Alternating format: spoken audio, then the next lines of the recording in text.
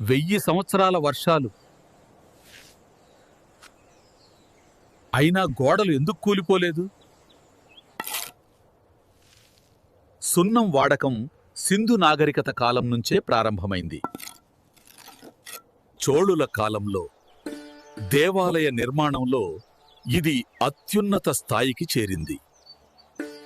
సున్నం రాయిని కాల్చి తయారైన పదార్థమే అంటాం. బెల్లం నీరు, కడుక్కాయ, సుర్కీ పొడి ఇవి బలాన్ని పెంచేవి. గాలితో ప్రతిస్పందించి కార్బనేషన్ ద్వారా మళ్ళీ రాయిగా మారుతుంది. డెక్కన్ కోటలు, గోల్కొండ వంటి నిర్మాణాలు మాన్సూన్ వర్షాలను తడ్డుకున్నాయి.